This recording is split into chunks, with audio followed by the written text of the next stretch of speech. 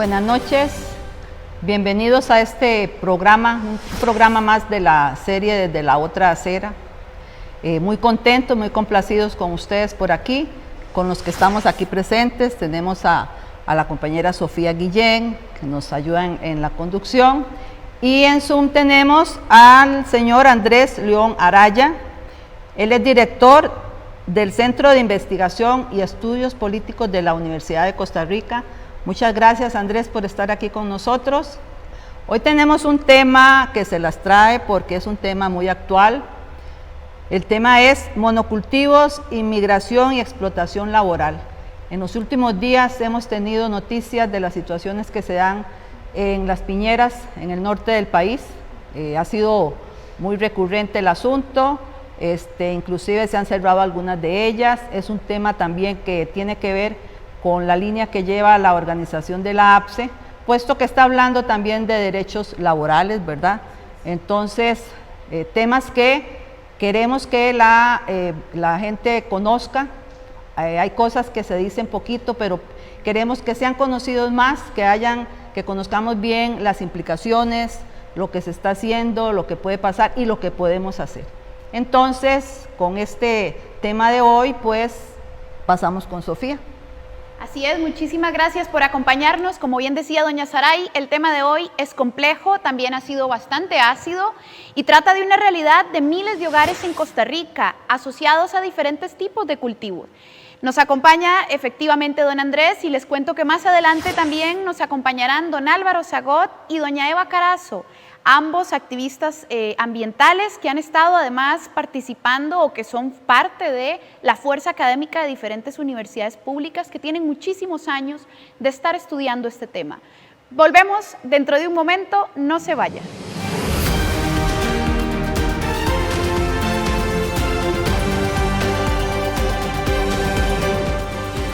Volvemos con el tema de hoy: monocultivos, explotación laboral e inmigración. Y para dar inicio con el tema, vamos a ver la siguiente cápsula. Los datos que se muestran a continuación son datos oficiales del Banco Central de Costa Rica. Vean que estos son datos pre-COVID.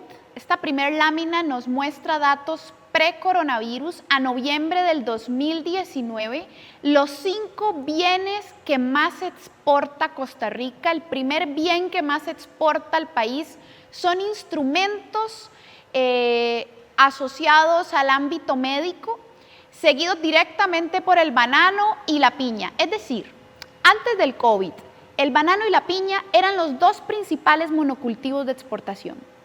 La siguiente lámina nos habla de los datos durante el COVID. Esto es en abril del 2020, también datos oficiales del Banco de Costa Rica. Vean que los 5 productos más importantes de exportación se mantienen: instrumental médico, banano, piña y algunos productos alimenticios y conservas.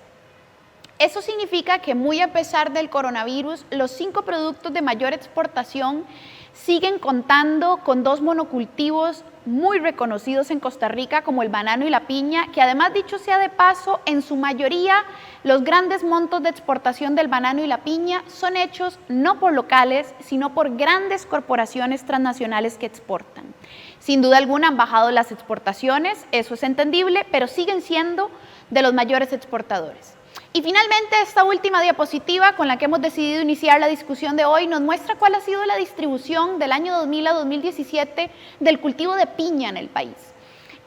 No es casual, sabemos que está ubicado principalmente en la zona norte y a propósito de lo que nos hablaba doña Saray hace un rato, el montón de noticias de las cosas que están ocurriendo en la zona norte asociadas a explotación laboral no solamente están relacionadas con la piña, hay muchas otras fincas de otros cultivos, pero ciertamente la piña es sin duda alguna uno de los principales productos de la zona norte y en estas comunidades implica una enorme cantidad de cosas. Y para hablar sobre estas implicaciones y sobre cómo ha ido evolucionando este tipo de monocultivos en el país, pues precisamente nos acompaña don Andrés del CIEP de la Universidad de Costa Rica. Don Andrés, ¿cómo ha sido la evolución de estos monocultivos en el territorio costarricense a lo largo ya de varias décadas? Porque aquí hay monocultivos que tienen ya bastante rato de existir.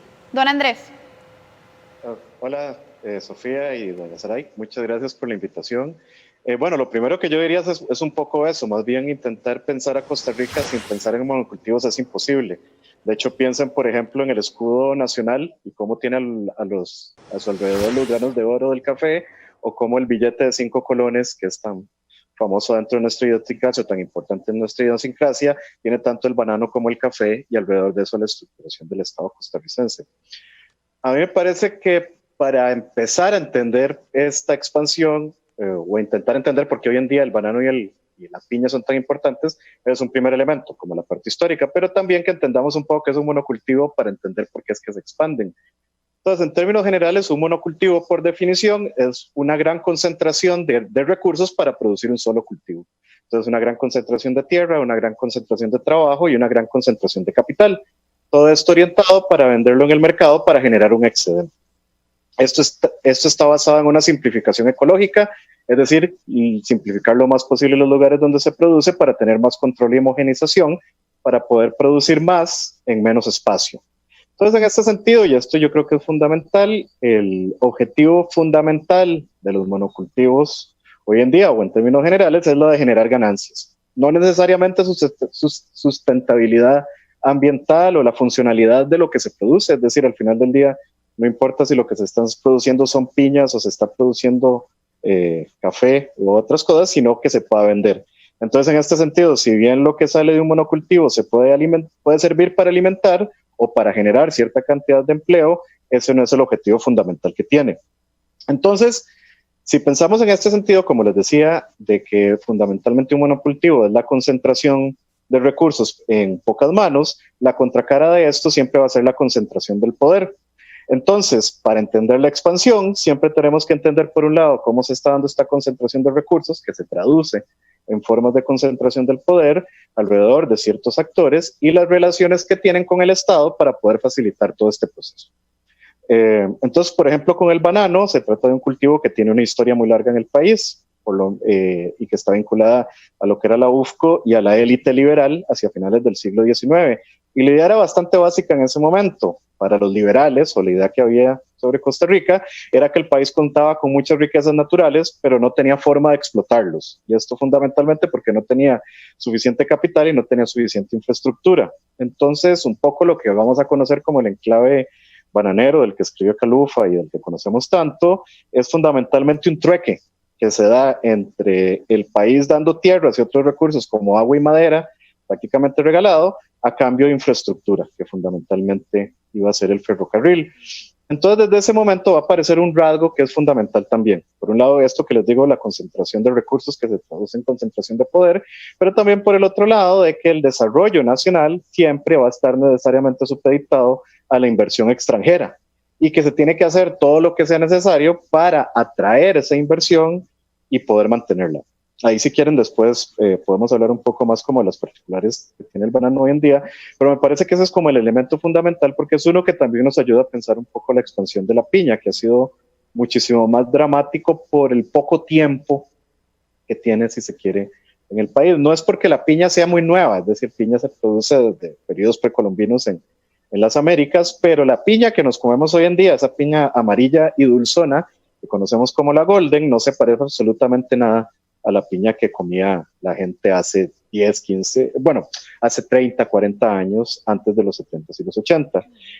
Como en el caso del banano, la producción de piña en este sentido, de las grandes extensiones de tierra y de recursos, viene de la mano de una transnacional, en este caso es Fresh del Monte, la cual ya aparece para finales de los 1970, que es cuando aparecen las primeras plantaciones industriales de piña en el país, está produciendo el banano, y que andaba buscando diferentes lugares en América Latina, bueno, en el mundo, en la parte tropical del mundo, lugares donde los precios de la tierra y el trabajo fueran más bajos que los de Hawái, que era donde para esos tiempos se concentraba la mayor parte de la producción de piña en el mundo, y a donde también ya se estaban dando diferentes procesos de erosión de la tierra y de desgaste, porque esa es una de las cosas que tiene el monocultivo, destruye mucho los espacios a donde se reproduce.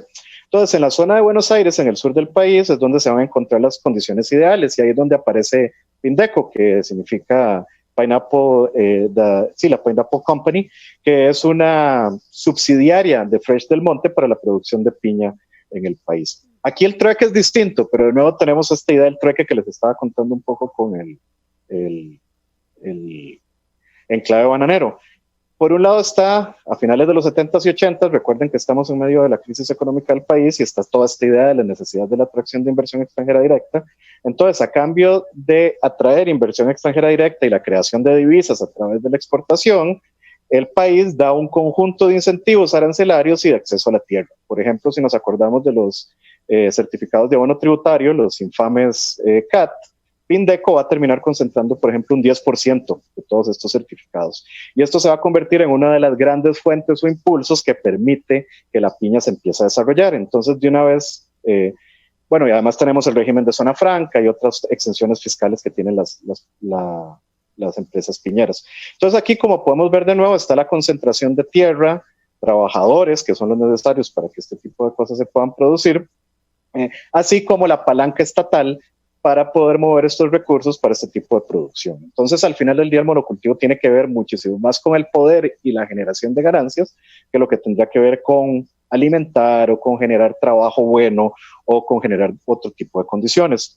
Aquí, digamos, en el caso de la piña, yo creo que se vuelve muy obvio como este vínculo tan fuerte que hay entre élites económicas, políticas y el monocultivo.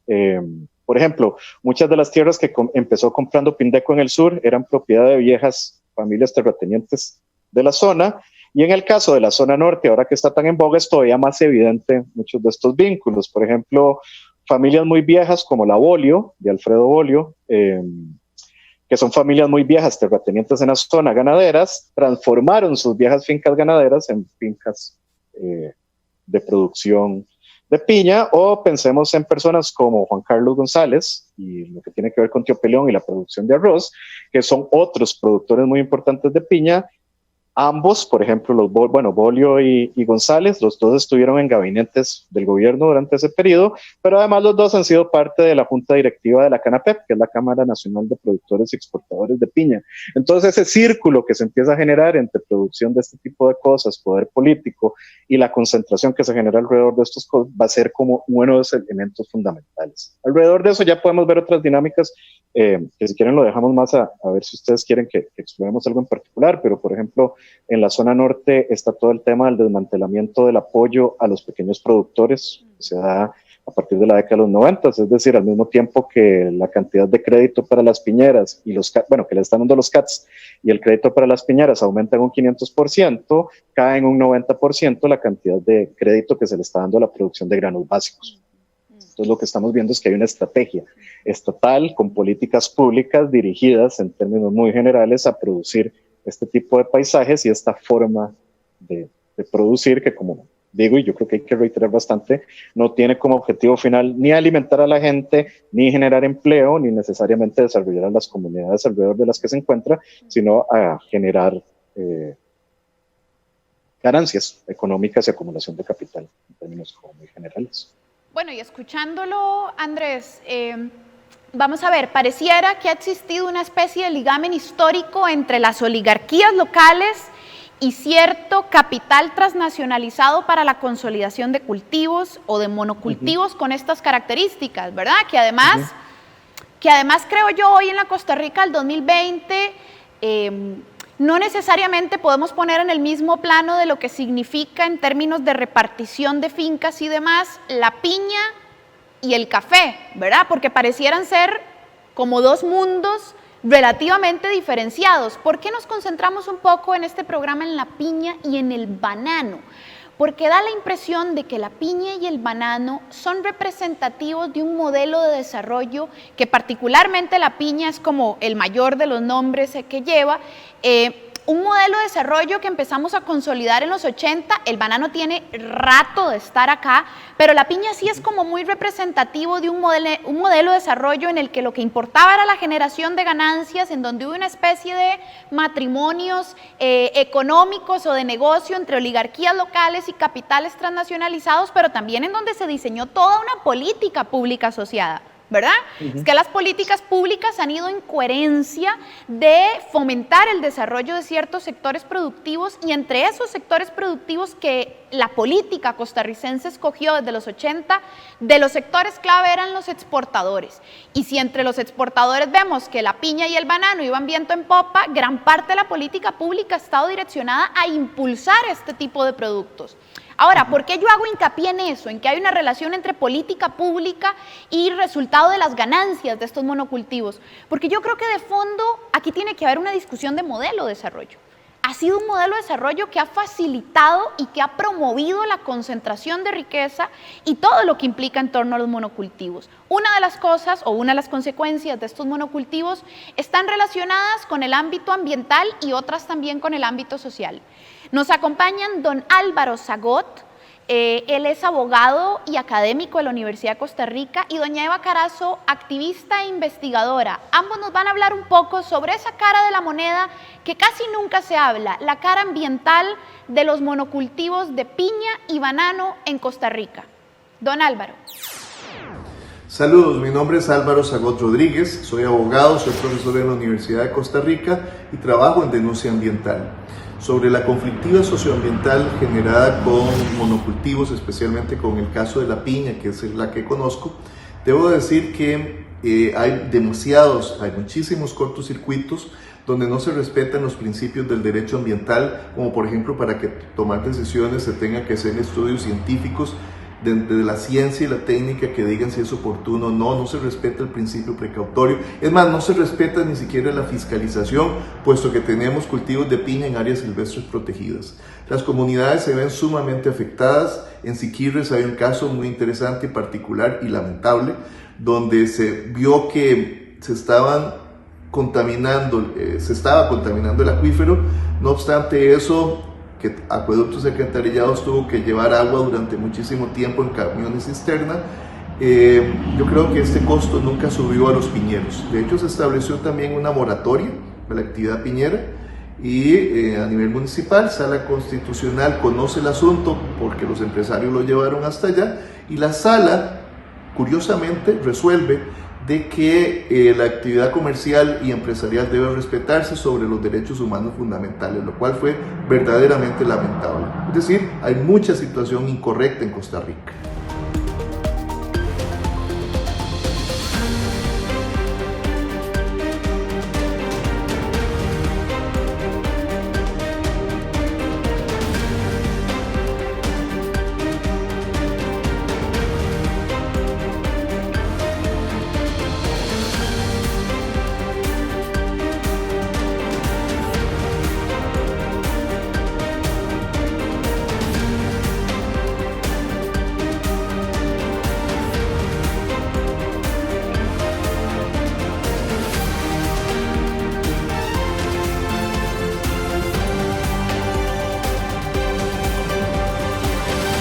Bueno, vean qué interesante lo que nos ha planteado don Álvaro, porque de fondo en ese caso de Siquirres que nos comentaba, hay efectivamente, vamos a ver, una especie de línea o dirección asociada a cuál ha sido el papel de la institucionalidad pública en el resguardo o no de los intereses de una comunidad versus el resguardo o no de los intereses financieros de una gran compañía, ¿verdad? Entonces, está rodeado de algunas controversias que de fondo nos hablan del modelo de desarrollo costarricense en el que nos hemos metido desde los 80. Y nos acompaña también, les decía yo, Eva Carazo, para hablarnos sobre algunos antecedentes y alguna documentación del impacto ambiental que efectivamente han implicado estos monocultivos. Eva, adelante. La piña y el banano son los principales monocultivos de exportación en Costa Rica y probablemente, son los que generan más divisas desde el campo agropecuario, y probablemente su importancia económica hace que alguna gente ignore o minimice otro tipo de impactos que tiene esa forma de producción. Porque habría que empezar por recordar que en la naturaleza no encontramos nunca un monocultivo. Si pensamos en un bosque, en cualquier área natural, hay una gran variedad de plantas, de microorganismos, de animales que interactúan y mantienen cierto tipo de equilibrios y dinámicas entre ellas. Eso se rompe en el monocultivo. Estamos hablando de grandes extensiones de terreno sembrados con un único producto, en las que además, por el desequilibrio que se genera, pues se utiliza de forma muy intensiva herbicidas, plaguicidas, fungicidas, diferentes tipos de agrotóxicos que tratan, en un círculo vicioso, tratan de resolver los desequilibrios que necesariamente van a aparecer cuando se está produciendo bajo modalidad de monocultivo. Entonces, ese tipo de producción tiene impactos ambientales muy serios que se han venido documentando en el país y en el mundo desde hace mucho tiempo. Recordemos, por ejemplo, el envenenamiento por nemagón de los trabajadores bananeros, pero que además no es un problema que haya quedado en el pasado, sino que es algo que se está dando ahora, en este momento también en Costa Rica, en especial en relación con la expansión del monocultivo de piña, que ha sido muy rápida en los últimos años, y que no necesariamente se ha hecho siguiendo los procedimientos y las regulaciones ambientales que deberían de haberse aplicado. Por ejemplo, tenemos casos de plantaciones donde no se realizaron estudios de impacto ambiental, no se cuenta con permisos para cambios en el uso del suelo, o otros casos donde esos permisos se tienen para un terreno, pero amparándose, digamos, a ese permiso, se amplía la producción a otras zonas. Y la SETENA, que es la Secretaría Técnica Nacional Ambiental, que es la institución encargada, digamos, de esos procedimientos previos, no tiene capacidad para fiscalizar cómo se están aplicando, incluso cuando hace prevenciones y dice, bueno, ustedes están invadiendo una zona de humedal, están invadiendo una zona ambientalmente frágil, aquí deberían de aplicarse X medidas para compensar el impacto que se va a generar, y pues no tiene tampoco capacidad para fiscalizar si efectivamente esas medidas se están cumpliendo. Y la gente en las comunidades viene denunciando reiteradamente que no se están cumpliendo ese tipo de medidas. Tenemos, por ejemplo, casos muy graves de contaminación del agua. Es tal vez una de las áreas más problemáticas. Fuentes de agua contaminada, tanto fuentes superficiales como ríos o lagunas, como también aguas subterráneas que alimentan acueductos comunales. Entonces, en Costa Rica tenemos comunidades donde el agua que sale por el tubo está llena de agroquímicos. Hace poco tuvimos casos nuevos en la zona norte, y las comunidades del Caribe tuvieron que demandar al país en la Corte Interamericana de Derechos Humanos justamente por la contaminación con agroquímicos de sus acueductos, por responsabilidad de las piñeras que estaban en ese momento allí. Tenemos también, además del agua, una afectación muy grave relacionada con los plaguicidas, con los agrotóxicos en general que se utilizan en este tipo de monocultivos, y que tiene que ver tanto con las condiciones de salud de los trabajadores que las aplican, como de las comunidades que están rodeadas por plantaciones y donde no se respetan distancias de fumigación, y entonces se fumiga encima de las escuelas, de las casas. Hay también problemas relacionados con la biodiversidad, con la ruptura de corredores biológicos por los que se mueven plantas y animales, manteniendo esos equilibrios, y que quedan absolutamente fracturados por la presencia de grandes plantaciones en monocultivo que quedan en el medio. Otra afectación importante tiene que ver, por ejemplo, con la mosca del establo, que es un tipo de mosca que afecta especialmente al ganado, en general a todos los mamíferos y que se genera por un mal manejo del rastrojo de la piña, de las hojas que quedan después de la cosecha. Y en la zona norte es una tragedia para el sector ganadero en particular, y en general para la gente que ve sus casas inundadas de moscas. Es decir, hay impactos ambientales muy graves que por dicha se vienen estudiando y documentando desde muchas fuentes. Hay denuncias presentadas, decenas de denuncias en el Ministerio del Ambiente, en el Tribunal Ambiental Administrativo, en el Sistema Nacional de Áreas de Conservación, en la SENASA, en la CETENA.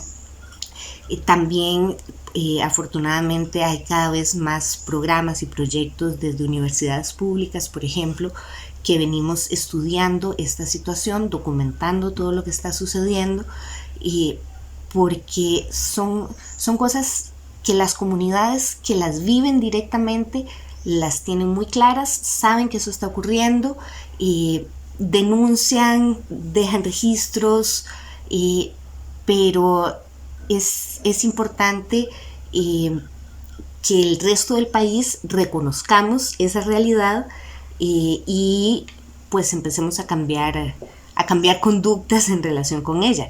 En ese sentido, digamos, toda la documentación de este tipo de impactos que ahora también con las tecnologías, con las fotos, los videos, pues nos ha permitido ir generando un respaldo muy sólido para demostrar que eso que las comunidades vienen denunciando hace tiempo, pues es una realidad a la que hay que ponerle atención como país.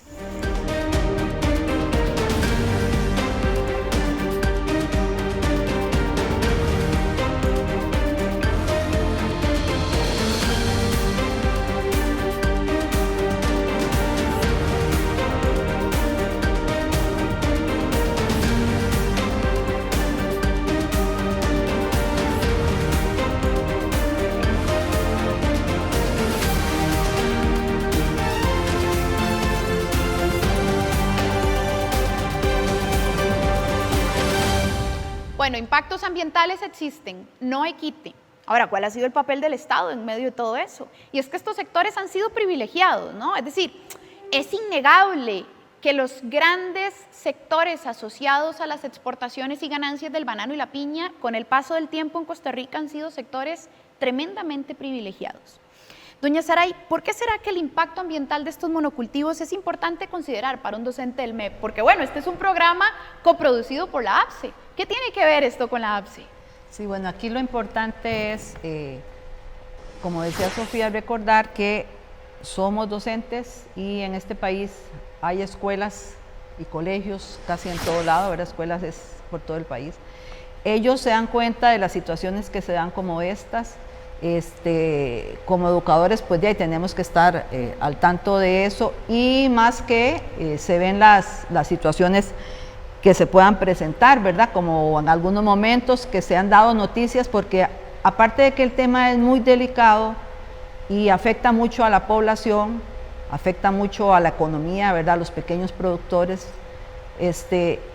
también se han dado noticias en algunos momentos de situaciones que se presentaron, por ejemplo, en el Milano de Siquirres, en Limón, ¿verdad? En el 2007, donde el Ministerio de Salud pues cerró un acuífero porque estaba contaminado aparentemente de los productos que utilizan, ¿verdad? En la piñera.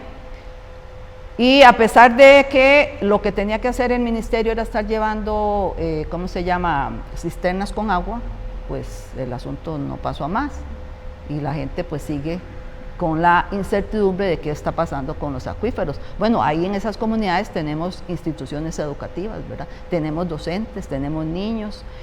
Otro caso, por ejemplo, en la escuela La Ceiba, en San Juan de Florencia, 16 niños, 8 adultos que tuvieron que ser llevados, atendidos, ¿verdad?, por problemas de intoxicación. Y se debe también lo que se dice se debe que a la contaminación de las aguas, ¿verdad?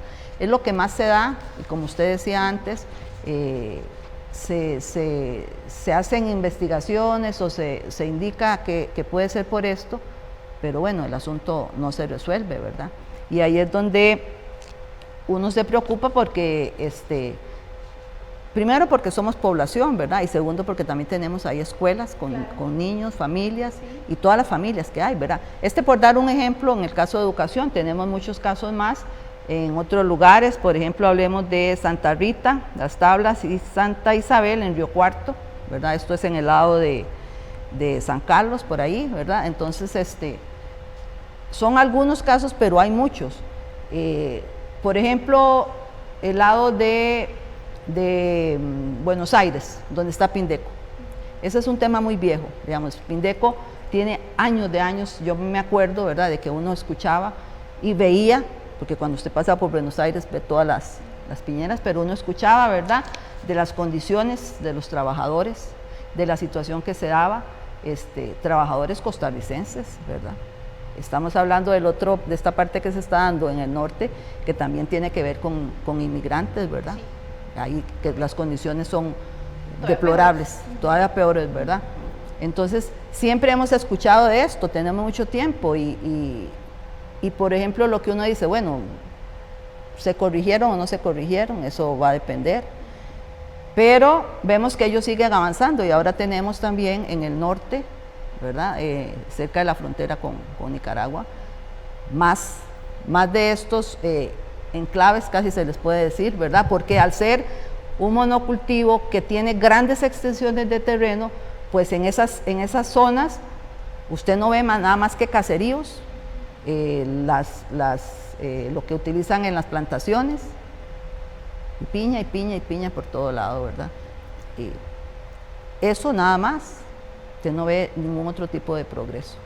Entonces, sí tiene que ver, porque si estamos como educadores, primero tenemos que conocer bien qué es lo que está pasando en nuestro país, ¿verdad? Porque hay que alertar. De hecho, este es el espacio que tiene APSE para hacer esa denuncia, ¿verdad? También, y recordarle a los compañeros y a la población que las condiciones no son las mismas para todos, que hay desigualdad, ¿verdad? Que hay pobreza y que hay también abuso en los derechos laborales de las personas. Estamos hablando de derechos humanos de todas las personas, ¿verdad? No importa el país que sea.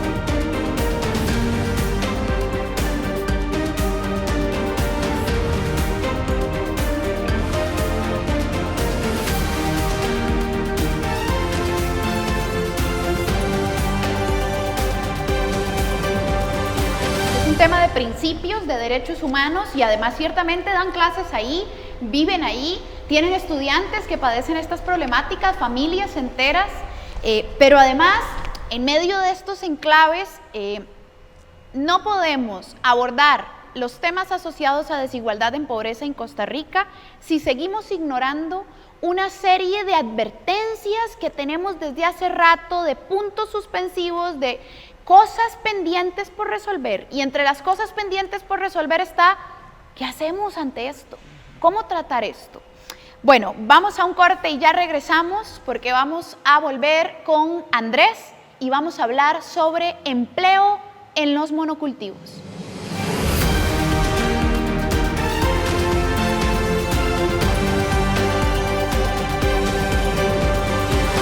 Bueno, regresamos al tema de esta noche, monocultivos, inmigración y explotación laboral. Y en esta segunda parte del programa vamos a conversar precisamente sobre los conflictos sociales y laborales en torno al monocultivo de piña y banano en Costa Rica.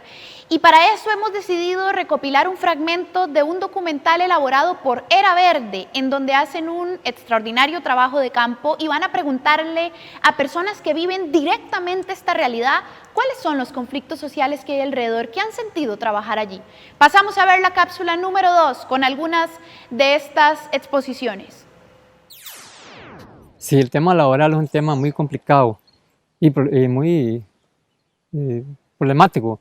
Por acá hay una finca en la frontera, pasan 300, 500 hombres a este lado, trabajan ganando 5.000 pesos por día, luego vuelven, se enganchan en los camiones, los están esperando y se los llevan para su casa. En la mañana lo mismo, todos los días hacen eso. Tienen como 5 camiones, pero grandes, chinchi grandes. Eso lo llevan ahí en una condición precaria, como cerdos, como ganado entre los camiones. Es un pecado lo que hacen con esta pobre gente. Yo trabajé 5 años en explotación norteña y en la frontera de Santa Fe, Chile. Y las violaciones laborales eran todas. Ahí uno no tiene seguro social, no recibe aguinaldo, no tiene vacaciones, no hay horas extras ni prestaciones, y cuando prescinden de su servicio no existe la liquidación. Tenemos 5 años, 6 años trabajando en esa empresa bajo el régimen del zapato del patrón, donde el patrón no los paga horas extras, no los paga feriados, no los paga vacaciones, no los paga aguinaldo, ninguna prestación nos da. Incluso con los accidentes, tiempos antes, ellos solo eran los muchachos accidentados, los montan en una moto y los van a pasar a Nicaragua. Los trabajadores, supervisores de la empresa, que trabajan directamente por la empresa, que son supervisores en las áreas, ellos llegan y amenazan a las mujeres de que si no se dejan tocar, de que si no se van con ellos, no se montan a la moto, no van a tener más trabajo y no van a conseguir trabajo. Entonces las mujeres con temor, son mujeres que no tienen tal vez su pareja, tienen 2 hijos, un hijo, y obligadas a no perder el trabajo se van con ellos. Ahí las condiciones de trabajo son muy pésimas. Nosotros trabajamos de 6 de la mañana hasta 5 de la tarde, todos los días, sin tener un día de descanso. Lo obligan a uno a trabajar jornadas de 13 horas laborales con un salario de 1.000 colones por hora, 13.000 colones al día. Si trabajas 13 horas, si trabajas 8 horas son 8.000 colones en las labores por horas. Hay otras labores que mis otros compañeros ejercen que le llaman labores de destajo, que son por contrato, como áreas de desija, recorta, cordona, selección, siembra, en las cuales algunos ahorita están ganando 4.000 colones al día. Los llevan a los lugares donde ellos trabajan 8 horas, jornadas de 8 horas, pero sacan salarios de 4.000 colones, de 3.500 colones, con pagos a la quincena de 44.000 colones. Que ya abramos los ojos los pobladores de toda Costa Rica y nos demos cuenta que hay un sistema de esclavitud laboral en ese sector, y no solamente en ese sector, sino en todo el país. Las empresas se escudan bajo una planilla de 100 trabajadores, pero detrás de esos 100 trabajadores hay 400 que violan todos sus derechos.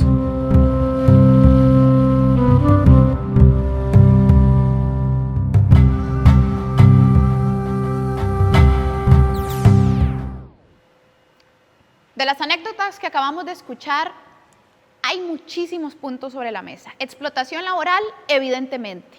No reconocimiento, pagos de horas extra, un trabajo que es muy duro y muy mal remunerado, de actividades que, ojo, y por eso empezábamos el programa con gráficos de quiénes eran los principales exportadores y cuáles eran las cifras en millones de dólares que ganaban por año en esas exportaciones. Vamos a ver, estamos hablando de actividades que lucran muchísimo y esas ganancias no logran llegar a la persona trabajadora que recolecta la piña, en este caso estas anécdotas, y muchas veces tampoco logra llegar a las comunidades que suelen vivir en condiciones de pobreza muy difíciles. De hecho, el Cantón de Buenos Aires enfrenta condiciones en el índice de desarrollo humano muy duras, pero además no es lo mismo ser persona inmigrante, estás en una condición todavía más vulnerabilizada, te va peor, es como si no existieran derechos humanos.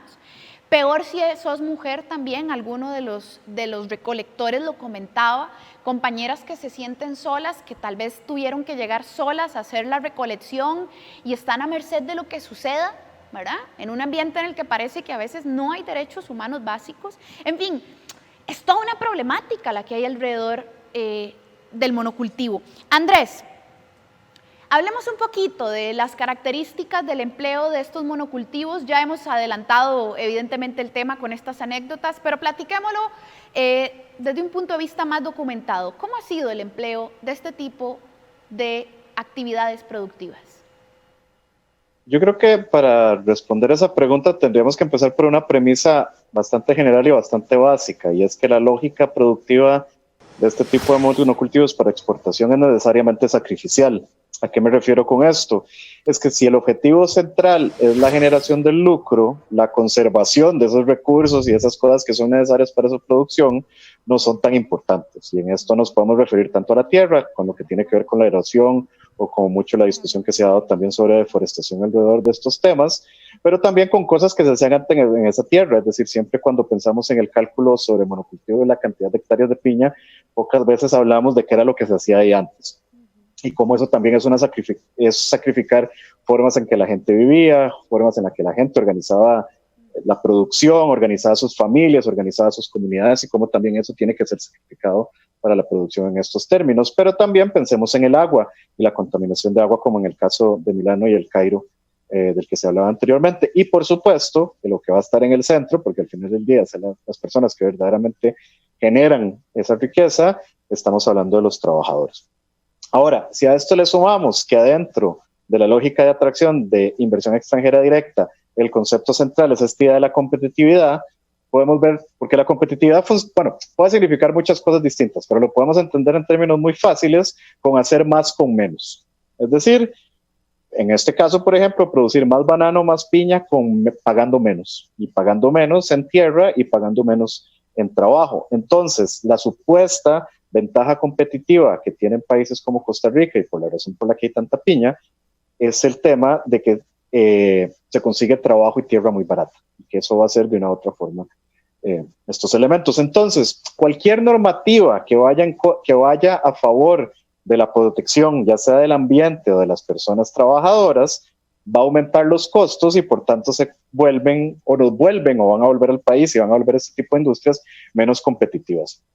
Entonces, nada más como para darles un ejemplo, la CANAPEP, la Cámara Nacional de Productores y Exportadores de Piña, ya lleva bastante tiempo, y lo sacó el año pasado cuando estuvo la discusión del plan fiscal, y lo había sacado en otros momentos anteriormente, hablando de que la actividad piñera en este momento, el margen de ganancia es muy bajo. Es decir, que verdaderamente lo que se está ganando por hectárea de exportación es bajo en términos de ganancias. Ahorita les voy a hablar más o menos cuánto cuesta una hectárea, porque inclusive márgenes de ganancia pequeños dejan mucho.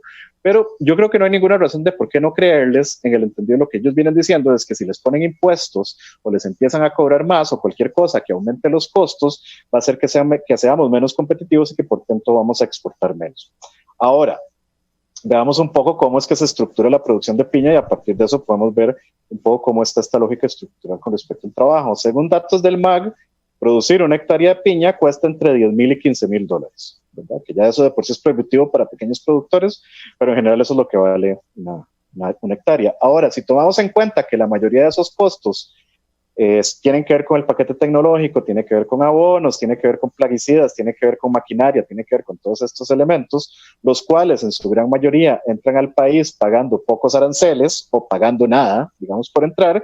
Es claro que la parte más flexible, o la parte donde podríamos definir esta competitividad del sector, está en el parte del trabajo. Es decir, es en los costos salariales donde las empresas tienen la posibilidad de bajar costos. Y aquí me refiero por un lado a salarios, pero también en la generación de condiciones seguras para trabajar, que es algo mucho de lo que está saliendo últimamente en la frontera norte. No solo lo poco que le pagan a la gente, sino en las condiciones de hacinamiento y de poco control sanitario en las cuales se encuentran.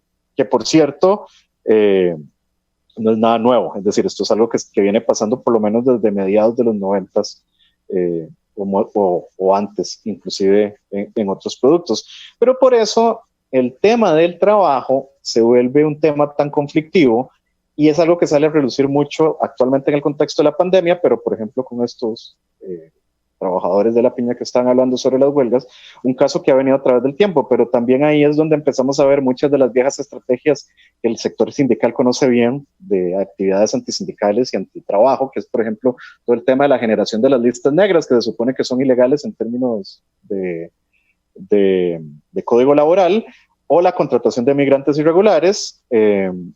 Son prácticas bastante comunes. Entonces no hay nada, como decía, no hay nada nuevo de esto. Y pasaba lo mismo en el banano, que es mucho lo que cuenta Calufa, por ejemplo, en Mamita Yunay, pero que podemos conocer en otros contextos, pero que también es lo mismo que está pasando hoy en día con el café en Los Santos, ¿verdad? Y todo el tema que está pasando con la necesidad de mano de obra migrante e indígena para la recolección. De hecho, particularmente a partir de los 80s, y con esto que hablábamos sobre el cambio en el modelo de desarrollo, el trabajo en las plantaciones se ha orientado cada vez más a la contratación de mano de obra migrante. ¿Por qué?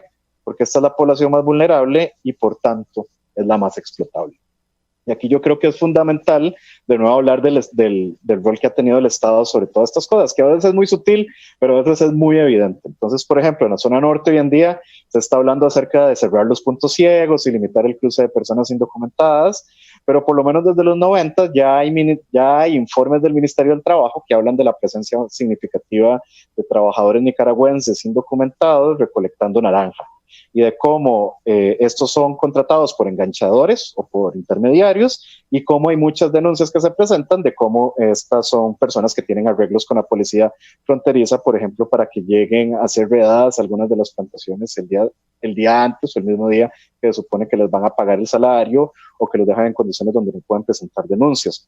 Pero también lo podemos ver como en cosas muchísimo más sutiles, ¿verdad? Entonces, no sé si ustedes vieron que en las noticias últimamente ha salido mucho este dato que dio el MAG sobre la necesidad de 74,000 personas para cubrir las necesidades de trabajo, de recolección del café y de otros cultivos. Pero el punto es que nadie sabe de dónde salió este número de las 74,000 personas, ¿verdad?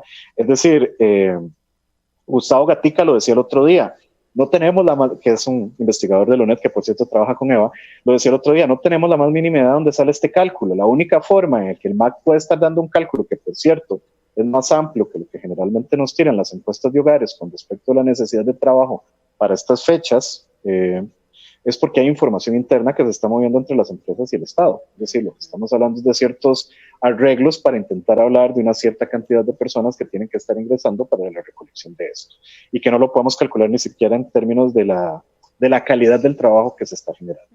Entonces, como para resumir como esta idea, así como muy rápidamente, es eso. Este tipo de monocultivos se construyen alrededor de la idea de generar ganancias. Para generar las ganancias tienen que ser competitivos en el entendido de producir más en menos, y debido a la estructura de gastos que tienen, a donde tienen mayor flexibilidad o mayor margen para poder hacer cambios y empujar hacia abajo los costos de producción, es en los salarios, lo cual ha llevado desde los 80s y 90s para acá a un proceso casi de convertir los puestos de trabajo en muchas de estas plantaciones en trabajo para poblaciones muy altamente vulnerables. Entonces, lo nuevo de Buglé, por ejemplo, en todo lo que tiene que ver con banano en la zona en el cantón de Talamanca, en la parte de Zixaola, pero también lo que tiene que ver con café en Los Santos, o lo que tiene que ver con la producción de piña en la zona norte de Costa Rica. Y nada más con un dato como para cerrar con eso, sobre esta pregunta. Un 67% de la producción de piña de este país se está haciendo en zona norte. Y es más que evidente que esa cantidad de plantaciones ubicadas en este lugar tienen que ver con la cercanía que hay con el otro lado, con la frontera, y con el hecho de que eso baja mucho los costos, no solo por la contratación de migrantes irregulares en Costa Rica, pero también un poco porque como hay tan pocas alternativas de otro tipo de trabajo en la zona, los mismos trabajadores costarricenses tienen dos opciones: o trabajan por los salarios que de una u otra forma se le están ofreciendo a nicaragüenses, o tienen que emigrar a otras partes del país, ¿verdad? Y entonces se genera un poco esta lógica, como decía doña Saray, de un enclave, o de una cierta lógica de enclave, donde es completa y absolutamente innegable que hay un rol central del Estado en la generación de las condiciones para que este tipo de lógicas de producción proliferen.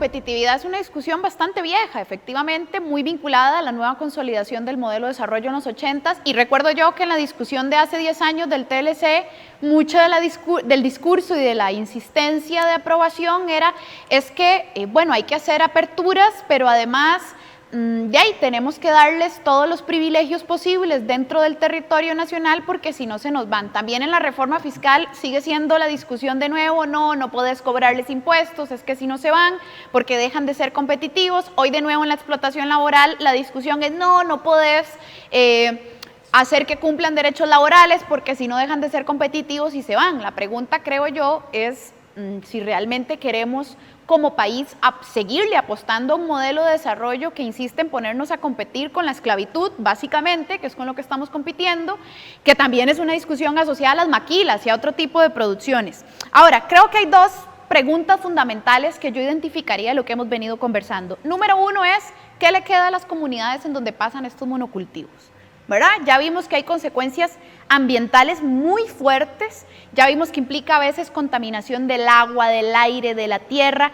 Al no haber ninguna otra actividad, toca trabajar en eso, porque es lo que hay, ¿ok? No ha habido tampoco una alternativa construida desde la política pública. Y la otra pregunta que me parece que queda sobre la mesa también es, bueno, en cuanto a las personas migrantes en condición irregular o no, que además son tratadas casi como si estuviéramos en la época de la esclavitud, creo que tenemos que hacernos también una pregunta como sociedad de política pública. Bueno, ¿cómo funciona la red? Porque esa red tiene dos partes. Esa red existe del lado de Nicaragua, pero también existe del lado costarricense, la red que trae personas, alguien los transporta, alguien los lleva a una empresa, ¿verdad? Entonces, yo creo que hay mucha tela que cortar y voy a hacer aquí una aclaración. No es que no tengan que contratarse personas de una u otra nacionalidad, no. El trabajo es un derecho. Ahora, como derecho, está asociado a condiciones mínimas de vida digna y tienen que asegurarse ese tipo de coberturas mínimas. Hay derechos laborales fundamentales en los derechos humanos. Y creo que hay dos puntos más sobre la mesa, doña Saray. Ese video que vimos de Era Verde terminaba para mí en algo revelador, que es que han intentado hacer huelgas, porque el mecanismo final de una persona trabajadora a la que ya le han atropellado todo y no la escuchan por vías institucionales, administrativas, ni escritas, ni de ninguna otra forma es de la huelga, ¿verdad? A ver si acaso escuchan. Pero qué difícil es hacer huelga en el sector privado y qué mal que vamos si consideramos la aprobación, por ejemplo, de un proyecto como el antihuelgas, que más bien le dificultaba más al sector privado hacer huelgas. En este país han habido privilegios para las grandes corporaciones, las hay, y ha habido un deterioro de los derechos laborales de las personas trabajadoras del sector privado, incluyendo una imposibilidad de facto en su derecho a huelga. Privilegios de estos sectores, doña Saray, han existido. Por supuesto que sí, es evidente. Bueno, uno, de algo que hablamos hace un ratito, los privilegios de las piñeras, por ejemplo, la Standard Food Company tuvo una amnistía para la reforma fiscal. ¿verdad? Cierto, la productora de banano exactamente, tuvo una amnistía, ¿verdad? Ahorita retratamos muy bien el contexto, ¿verdad?, de lo que sucede, y tienen que ser privilegios, puesto que hay también productores en esas zonas, ¿verdad?, en las zonas que tenemos estos monocultivos, y los productores pequeños son eliminados, o sea, no tienen cómo competir, no tienen en qué competir. Se les dan condiciones para que puedan tener grandes terrenos sin tener el permiso correspondiente o un permiso que no sabemos cómo será, ¿verdad? Pero entonces uno se pone a pensar en esta situación en el sentido de que estas zonas, por ejemplo, hablemos del norte, Upala, y hablemos del sur, Buenos Aires, y más al sur, son zonas muy pobres de este país, ¿verdad? Y resulta que tenemos ahí monocultivos que son los primeros que están como exportaciones de este país. Pero ¿cómo están esas poblaciones? ¿Cómo están la gente de esas zonas? ¿En qué trabaja? Solo puede trabajar en eso porque no tiene más posibilidades, porque no hay igualdad, ¿verdad? Y en las condiciones, no es solo que no se tenga un trabajo, es que no se tiene un trabajo de manera digna, no se tiene un trabajo respetando los derechos humanos, que es lo primordial, las condiciones en las que vive la gente. Como vimos ahí en los videos y como se ha visto en la información que hemos tenido, ¿verdad?, del norte, la gente está temerosa, acepta estos trabajos porque no tiene otro trabajo, pero son gentes de campo, los que nos hablaron en el video, ¿verdad?, son personas del lugar que trabajan en esas fincas, en condiciones que son inhumanas, ¿verdad?, con salarios que no son los de ley. Entonces, uno dice, ¿será que esas tienen privilegios? Por supuesto que sí. Es diferente, la situación es muy diferente, las poblaciones no progresan, no salen adelante y no han salido, vean el sur de este país, ¿verdad?, con lo que el compañero Andrés dijo sobre los enclaves y qué ha pasado, ¿verdad? ¿Qué ha pasado? ¿Qué pasa en Buenos Aires? ¿Qué va a pasar ahí? ¿Qué está pasando en el norte? Y en todos los lugares en donde uno escucha el problema de la contaminación, el problema de los salarios, el problema que no pagan la caja, en fin. Sí es una situación que sí es evidente la diferencia que se está haciendo y que sí es evidente la necesidad del respeto a la persona primero, porque usted lo ha dicho varias veces, es que es la ganancia, pero la ganancia la queremos a la medida de ellos, la quieren a la medida de ellos, ¿verdad? Ganando todo lo más posible, inclusive pasándole por encima a las personas, pasándole encima a los pobladores y a los inmigrantes, que la situación es todavía peor, ¿verdad? Porque no tienen aquí nada, no tienen nada. ¿Qué tienen? Solo ese trabajo que le medio pagan para volver a su país. Entonces es un problema de derechos humanos y un problema de justicia.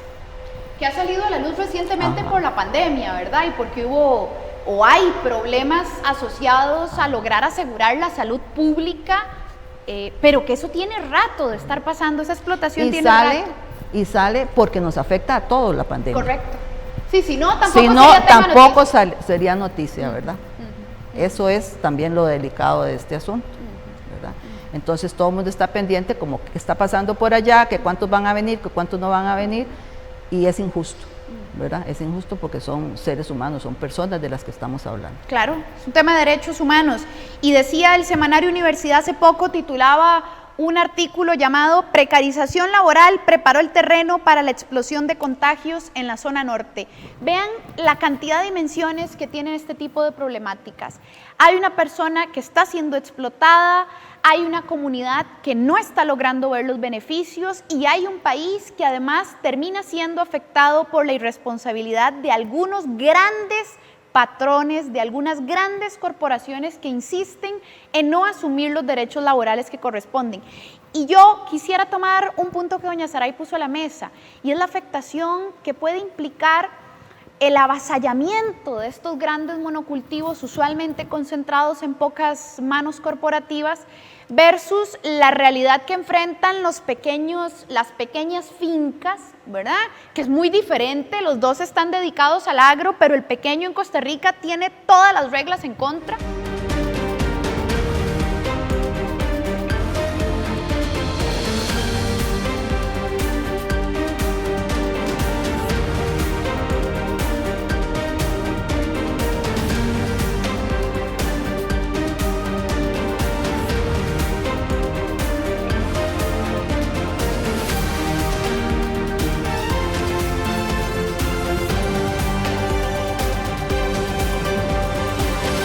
La gente inclusive ha vendido las fincas.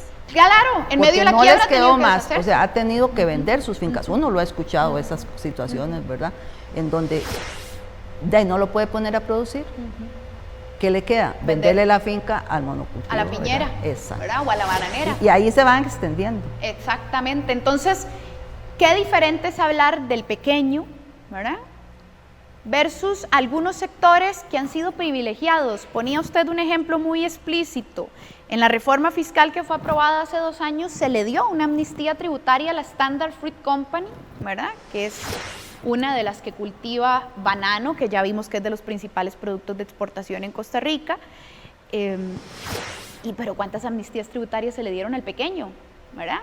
A la pequeña finca que estaba en quiebra. Esas son las cosas del modelo de desarrollo que hay que poner sobre la mesa. Y precisamente vamos a cerrar la conversación de hoy cuestionando un poquito ese modelo de desarrollo y con una pregunta final. ¿Qué hacer ante todo esto? ¿Qué alternativas de política pública tendríamos que empezar a hablar para poder corregir este tipo de situaciones y avanzar hacia una sociedad más justa y más solidaria? Andrés. Sí, tal vez nada más como para poner una cosa en eso último que hablaban, que en el video que sale Exportaciones Norteñas S.A. Exportaciones Norteñas sale en la lista del 2017, del 2018 como de las empresas que no pagaron impuestos, ¿verdad? De los no contribuyentes adentro del sistema. Entonces ahí también vemos cómo esos vínculos se tejen por ahí. Tal vez lo que yo diría, digamos, como para pensar esto de política pública y modelo de desarrollo, yo quisiera empezar como para pensar un poco las similitudes o las diferencias con lo que había antes. Es decir, hay un cambio significativo que pasa en los 80s que lo podemos ver también en los sistemas alimentarios. Me refiero a cómo se produce y cómo se distribuye la comida en el mundo. Si ustedes se recuerdan, antes de los 80, tal vez los mayorcillos o ya la gente como de mi edad, se recordará que antes en vez de ir al supermercado, lo que uno hacía era comprar en la pulpería, o le compraba al supermercado del barrio o al chino o a otro tipo de formas de comercialización. Es exactamente en los 80s y los 90s, mucho con los TLCs y con tipo de proyectos, que empezamos a cambiar las formas en las que se producía. Antes la pulpería, el supermercado, la verdulería, le compraba la mayoría de los productos a gente que la producía más o menos cerca. A partir de los 80s y los 90s, lo que empezamos a encontrarnos son estos mega supermercados y estas megas cadenas de producción globales como Walmart. Es decir, Walmart en los últimos años se ha convertido en una de las empresas más grandes del mundo y Walmart no produce una sola cosa de las que vende. Walmart simplemente se dedica a comercializar, a vender cosas. Y en ese modelo se empezaron a abrir un montón de mercados y se empezó a abrir esta lógica de que de la función de la tierra y del sector rural y de la agricultura tenía que ser producir cosas que nosotros podíamos vender en el mercado internacional para, con la plata que se hacía de eso, comprar la comida y comprar las otras cosas que salieran más baratas, por ejemplo, a través de Walmart. Entonces, por ejemplo, ahí es que empiezan a aparecer frijoles de Etiopía en la región, o empezamos a comprar arroz que viene de China y otras partes, cuando eran cosas que antes se producían adentro del país. ¿Por qué doy como este contexto general? Porque creo que últimamente, y esto con lo de la zona norte ha estado pasando mucho, pero en general cuando se piensa todo este tema de la explotación del trabajo o de los temas ambientales, de las piñeras y de todos estos espacios, pensamos que el problema es que no se aplican bien las reglas y que hay empresas que no las están cumpliendo. El punto es que yo diría es que no haría mucha diferencia. Como yo les estaba diciendo, estructuralmente la producción de este tipo de monocultivos es necesariamente sacrificial, es decir, necesita sacrificar trabajadores, necesita sacrificar la naturaleza y necesita sacrificar tierra y todas estas ganancias para poder producir lucro, que es la función final que tiene. Entonces, si no se cambia ese marco más general adentro del cual estamos entendiendo para qué se produce, no podemos cambiar las formas en las cuales se observan o en las cuales se produce a nivel nacional. A ver, históricamente siempre han habido desigualdades en el agro. Por ejemplo, durante todo el periodo desarrollista, después del 48 hasta los 80, se le daba mucho apoyo a los arroceros y casi nada a los frijoleros. Pero seguía habiendo una lógica de que había una parte significativa de la tierra de la producción nacional que iba a alimentar a las personas. La lógica de monocultivos de exportación no tiene como objetivo final alimentar a nadie. No hay unidad de dieta, estamos produciendo cosas que no necesariamente siquiera son para comer, o son postres, o son cosas que apenas hay una crisis o la gente tiene un poco menos de plata, va a comprar otras cosas, pero todo está alrededor de esta idea de lo competitivo. Y si se fijan adentro de lo competitivo, la finalidad es el lucro, no es el bienestar de las personas. Es decir, y yo creo que aquí hay un ejemplo muy bueno, y esto es algo en lo que podemos pensar. Ya las piñeras tienen 20 o 30 años de estar en el país, y si ustedes ven el índice de desarrollo social o el índice de desarrollo humano de los lugares donde está ubicada la mayoría de la producción de estas cosas, no ha cambiado. ¿No? Seguimos hablando de niveles de empobrecimiento y desigualdad similares, seguimos hablando de niveles de educación secundaria y de acceso a la educación terciaria universitaria muchísimo más bajos. Seguimos hablando de trabajo precarizado con mayores horas, pero con salarios más bajos. Y seguimos hablando de todas estas cosas que nos hablan de que verdaderamente estamos frente a un modelo que eso es lo que hace. Adentro de ese ambiente legal que yo les estoy contando, o este ambiente político, es muy difícil que la aplicación de leyes haga alguna diferencia con respecto a este tipo de violaciones. Y por eso yo creo que lo planteaban muy bien. O sea, aquí lo que hay que hablar es una discusión del modelo de desarrollo, es decir, qué tipo de sociedad queremos producir y bajo qué condiciones, ¿verdad? Y entonces, por ejemplo, ¿qué implicaría si cambiamos los incentivos? En este momento lo que se incentiva es la exportación, y entonces a eso es a lo que no se le cobra y se promueve. Pero ¿qué pasa si, por ejemplo, nosotros empezáramos a incentivar buenas condiciones laborales? O empezáramos a incentivar servicios comunitarios, o empezáramos a incentivar formas de producción que además fortalezcan las redes comunitarias alrededor. Y yo creo que esto es una discusión que toma muchas formas, pero que hoy en día inclusive, o ya desde hace algunos años, y yo creo que es un modelo o una forma que puede ser interesante para abrir la discusión en este momento, es lo que ha venido planteando la Vía Campesina y otras organizaciones alrededor de la soberanía alimentaria. Y la idea de la soberanía alimentaria es muy básica. Es el derecho que tienen las comunidades y que tienen las personas para decidir qué es lo que quieren comer, cómo lo quieren comer y cómo quieren que sea producido y distribuido. Es decir, es tener el derecho a decidir cuáles son las condiciones bajo las cuales yo me quiero alimentar. Y esto tiene como muchas ramificaciones como para pensar diferentes cosas, pero piénsenlo inclusive hoy en día con las redes locales. Piensen cuándo fue la última vez que ustedes supieron de dónde viene el arroz y los frijoles que se están comiendo, o la yuca que se están comiendo, o dónde viene el plátano maduro. ¿Y qué pasa si empezamos a pensar en redes que no se fijan solo en el precio de lo que se está vendiendo, sino en las condiciones, en cosas como la confianza o la cercanía, que podrían ir generando otro tipo de formas de organizar cómo comemos? Y el simple hecho de que pasemos de pensar cómo hacemos plata a cómo comemos, ya estamos necesariamente cambiando la lógica, ese contexto político del que les estoy hablando más general, dentro del cual se produce, en el cual se distribuye y en el cual se consume. Entonces, como para cerrar con esa idea, es como la idea de que podamos empezar a imaginarnos otras formas de organizar la agricultura que no estén basadas en el lucro, necesariamente nos van a llevar a pensar en otras formas de las que está organizada las diferentes relaciones sociales que tenemos alrededor de eso. Si empezáramos a pensar en alimentación y alimentación balanceada, tal vez estaríamos pensando en otro tipo de cosas y las políticas públicas que haríamos no serían de promoción de las exportaciones, sino eso, de las condiciones laborales, de tener trabajadores con más condiciones de poder comprar, ¿verdad? Y de tener acceso a esos productos que se están haciendo y a construir este otro tipo de redes más solidarias y que tengan de una u otra forma como núcleo de las relaciones colectivas, ¿verdad? Así es, y creo que Andrés ha dejado una cantidad enorme de temas sobre la mesa, pero además voy a subrayar algo que me llama mucho la atención. Durante varios programas en Desde la Otra Acera hemos terminado cayendo en una conclusión muy similar. Tenemos un problema en modelo de desarrollo. Es que casi que cualquier tema que vos abordás, derechos laborales, reforma fiscal, monocultivos, salud pública, de ahí al final te das cuenta que lo que sucede es que hay un entramado de, y esta es la palabra clave que además señala Andrés, de incentivos dentro de la estructura productiva costarricense y dentro de la estructura institucional y las reglas del juego que están puestas para que al final termine el dinero que existe concentrado en unos pocos a costa de la explotación de unas grandes mayorías. Esa es, en resumidas cuentas, la historia de un montón de casos de los que hemos analizado, y creo que esa es una reflexión que vale muchísimo la pena. Tenemos un problema de eso que en los libros de estudios sociales viene como Estado neoliberal, ¿verdad? Que a uno le enseñan en el colegio y en la escuela que había un Estado benefactor y que en los 80 llegó el Estado neoliberal. Eso es el modelo de desarrollo. Y terminamos cayendo en cuenta de que ahí tenemos un problema mucho más complejo que la aprobación de una o dos leyes. Nos dice Andrés, soberanía alimentaria, qué enorme tema y qué enorme lección del coronavirus. A propósito del monocultivo, pero también a propósito de cuando los primeros meses teníamos miedo de que hubiera escasez. ¿Qué comemos si no producimos lo básico? La concentración de monopolios privados como el Walmart que menciona Andrés. Aquí todo el tiempo la ortodoxia neoliberal nos habla de dos palabras, los privilegios del sector público y los terribles monopolios públicos. Pero nunca se habla de lo que implica un monopolio privado y de los privilegios de las grandes corporaciones. Y existen. Y una compañía como Walmart no es monopolio puro aún porque quedan un par de firmas por fuera, pero vamos, ha concentrado una cantidad enorme del mercado. Lo vimos la vez pasada en el de medios de comunicación. Los medios de comunicación tienen un problema de concentración también. Y cambiar el marco de incentivos, nos dice Andrés, completamente de acuerdo, ¿verdad? Hablábamos en algún momento con doña Montserrat de Economía Social Solidaria sobre incentivar el consumo local de lo nuestro. ¿verdad? Por ejemplo. Entonces, quedan varios puntos sobre la mesa. Vamos a hacer un minuto de cierre, porque ya se nos ha acabado el tiempo para finalizar con el programa. Doña Saray, un minuto de cierre, y Andrés, un minuto de cierre. Saray.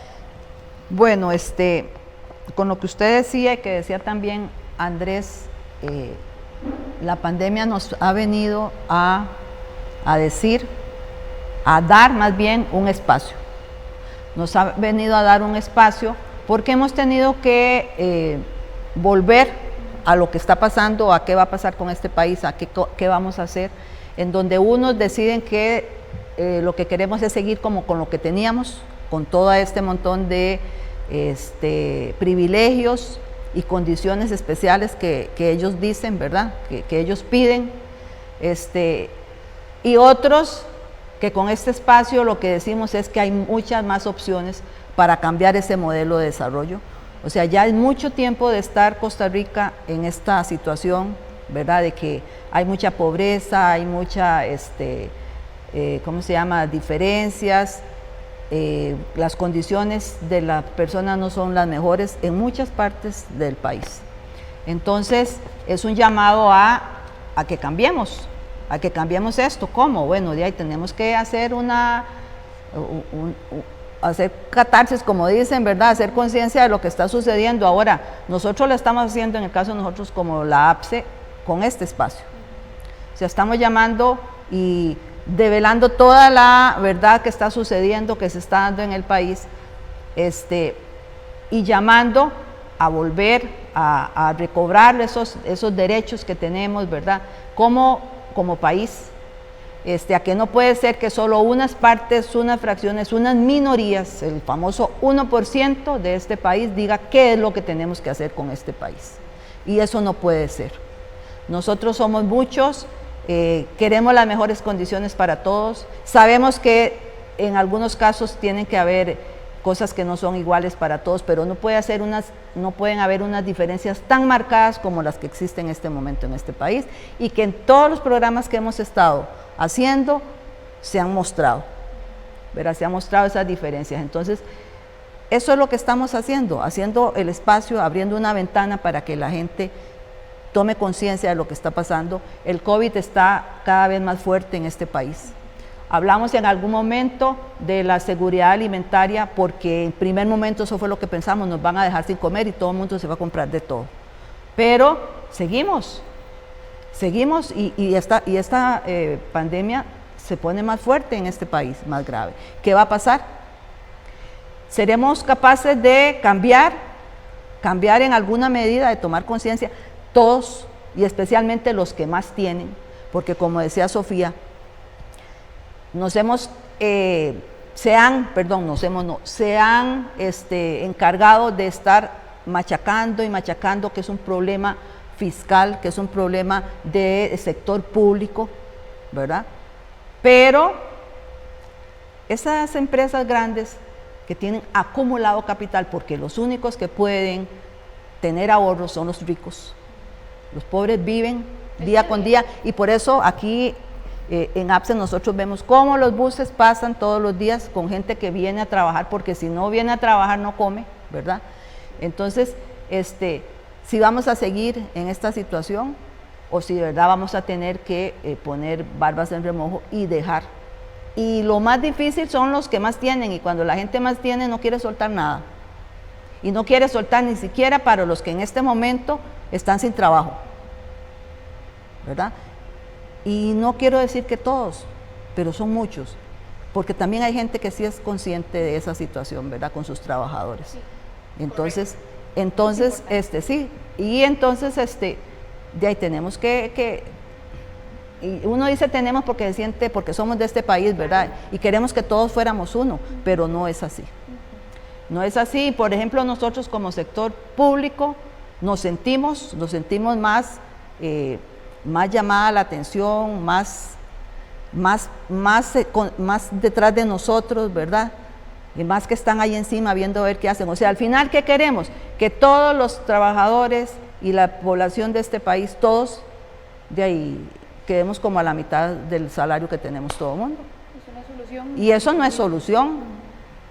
Habiendo gente que sí tiene que sí tiene para muchos y no quieren dar nada. Entonces es complicado, como decía Andrés, ¿verdad?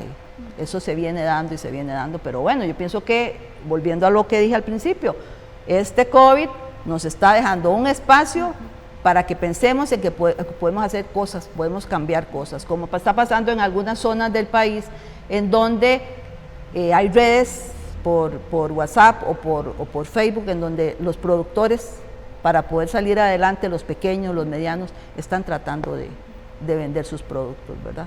Así es, un tejido más local, más comunitario. Ajá. Andrés, las últimas palabras de cierre, un minutito. Sí, yo me quedaría con una frase que salió en Chile el año pasado, en medio de las protestas, que era, nos dicen que volvamos a la normalidad, pero nos dimos cuenta que el problema era la normalidad. Y yo creo que eso es una forma de pensar un poco lo que ha pasado con la pandemia. La pandemia no nos ha traído nada nuevo, sino que más bien nos ha develado el conjunto de procesos a los que lleva una sociedad que está estructurada alrededor de la idea del lucro y no alrededor del bienestar de las personas. Y creo que la idea de volver a esa normalidad es algo que nos debería de generar como mucho susto y que más bien este debería ser un momento de eso, de empezar a pensar alternativas o otro tipo de formas de organizar el mundo. Y si el problema central es la organización de una sociedad sobre la centralidad del lucro, ¿cómo podemos empezar a pensar en ese otro tipo de formas de organizarnos?